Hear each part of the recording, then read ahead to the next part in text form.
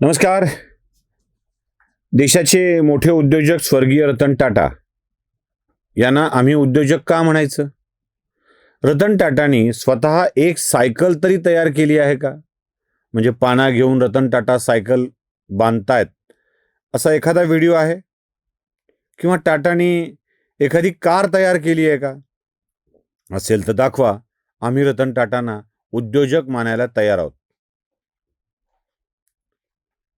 इंदिरा गांधी हातात बंदूक घेऊन चीनच्या सीमारेषेवर जाऊन लढल्या आणि धाड धाड धाड धाड बंदुका मारून, गोळ्या मारून त्यांनी चीनच्या सैनिकांना संपवून टाकलं, पाकिस्तानच्या सैनिकांना संपवून टाकलं. असा एखादा व्हिडिओ किंवा छायाचित्र आहे का? असेल तर आम्ही इंदिरा गांधींनी युद्ध केलं असं मानायला तयार आहोत. अन्यथा हा खोटेपणा आहे हे मान्य करा.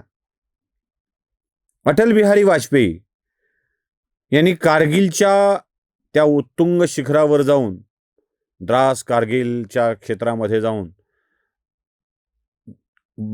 काय पाकिस्तानी घुसखोरांना बॉम्बनं उडवलं असा एखादा पुरावा तरी, एखादा फोटो तरी दाखवा. मग आम्ही अटलजींनी कारगिल युद्ध लढलं असं म्हणू. नाहीतर हे खोटं आहे हे मान्य करा. जमशेदजी टाटा तप्त लोखंडाचा रस साच्यामध्ये ओततायत असा एखादा व्हिडिओ तुमच्याकडे असेल तर कृपया मला दाखवा. तर जमशेदजी टाटा यांना आम्ही उद्योग उभे करणारे दाखवू असे प्रश्न मी विचारले तर तुम्ही जमलंच तर मोबाईलचा काच फोडून माझ्या कानफटात हाणाल की नाही? हाणाल की नाही? अरे, टाटानी उभारलेले उद्योग हे टाटा उद्योजक असल्याचं लक्षण आहे. भारतीय सैन्याने लढलेली लढाई ही त्या पंतप्रधानांच्या नावावर जाते हे आम्हा सगळ्यांना चांगलं ठाऊक आहे. मग काही पडत पंडित सुपाऱ्या घेऊन काही प्रश्न विचारत सुटलेत आणि त्या सुपाऱ्या घेऊन पेरलेल्या प्रश्नांना काही भाबडी माणसं बळी पडतायत असं मला वाटतं. एक नवा प्रवाह आलाय. मला खूप जणांचे मेसेज आले. मोहन भागवतांनी हिंदूंसाठी काय केलं हे सांगा. एक उदाहरण दाखवा, एक फोटो दाखवा, ते मदत करतायत हा फोटो दाखवा, हिंदूंसाठी बोलले हे दाखवा. मोहन भागवत काहीच करत नसतात हे मी सांगत नाहीये, स्वतः मोहन भागवत सांगतात. मोहन भागवत हे संघाचे प्रमुख आहेत. सरसंघ चालक काही करत नसतात. संघ करत असतो आणि सरसंघ चालक त्याचं नेतृत्व करतात. आणि संघाने काय केलंय हे सांगायचं असेल तर त्याची ग्रंथ तयार होतील. मला वाटतं रोज 10 मिनिटाचा एक भाग केला तर 365 भाग होतील आणि फक्त 365च कार्य मी सांगू शकेल. राष्ट्रीय स्वयंसेवक संघाचे 1,75,000 सेवा कार्य चालू आहेत.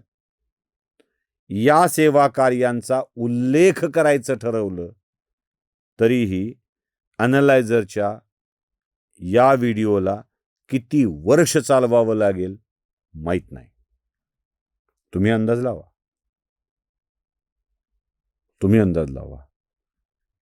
11,000 12,000 व्हिडिओ झालेत. साधारण 6 वर्ष झालं हे चालवतोय. विचार करा किती वर्ष लागतील. एकट्या संभाजीनगर शहरामध्ये डॉक्टर बाबासाहेब आंबेडकर प्रतिष्ठान या नावाने एक प्रतिष्ठान चालतं आणि या प्रतिष्ठानचे जवळपास 600 गावात वेगवेगळे उपक्रम चालू आहेत. एक मेडिकल कॉलेज उभारलंय, हॉस्पिटल चालू आहे, वेगवेगळ्या वाड्या वस्त्यांच्या मध्ये लोकांना उपचार करण्यासाठीची व्यवस्था सुरू आहे. आणि हे विचारतायत की संघानं काय केलं हे सांगा. तर्क फार भारी असतात, फार भारी, एकापेक्षा एक भारी. ते म्हणाले केरळमधल्या पुरात राष्ट्रीय स्वयंसेवक संघानं मुसलमानांना वाचवलं. पुरात वाहून जाणाऱ्या माणसाला बाहेर काढलं की त्याची चड्डी काढायची, तो मुसलमान आहे की नाही बघायचं, सापडला तर पुन्हा पुरात टाकून द्यायचं, नाही सापडला तर त्याला पुन्हा उचलून वर आपल्या होडीत घ्यायचं. असे धंदे करणं अपेक्षित होतं का तुम्हाला? काय तर वेडपटासारखं, म्हणजे मुसलमानांना वाचवलं. बरं, त्याच्या पुढचा कहर म्हणजे हेच मुसलमान केरळमध्ये हिंदूंना मारायला गेले होते. कोण सांगितलं रे तुम्हाला? कुठून काढली ही माहिती? अशा विचित्र माहितीच्या आधारावर, म्हणजे कुठून शोध? ज्या मुसलमानांना संघाने वाचवलं त्याच मुसलमानांनी हिंदूंना मारलं. बरं, संघाने या हिंदूला मारल्याचं समर्थन केलंय की काय कधी कुठे? अशी शेकडो वाक्य दिसतील ज्यात सरसंघचालकांनी या अशा घटनांचा निषेध केलाय, संघ यावर लक्ष ठेवून काम करतोय हे सांगितलं. कोणी म्हणालं मुसलमानांच्या वस्तीत कोरोना टेस्ट केल्या.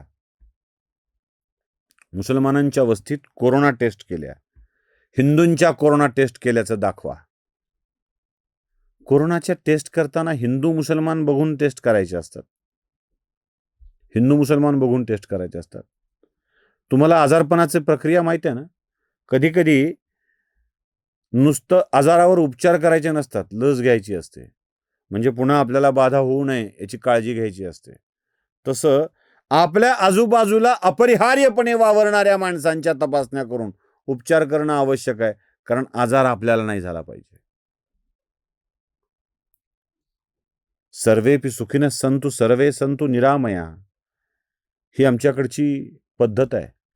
ओम सहना भवतु सहनो भुनक्तु सहवीर्यम करवावहे तेजस्विनावधीतमस्तु मा विद्विषावहे, ही आमची संस्कृती आहे. आमच्याकडे शरण आलेला आमचा असलेला हा सगळाच आमचा आहे आणि सगळ्यांच्या कल्याणाची भाषा करतो असं म्हणायचं. संकटाच्या काळात दुष्ट सुष्ट असा विचार न करता त्याला मदत करायची असते.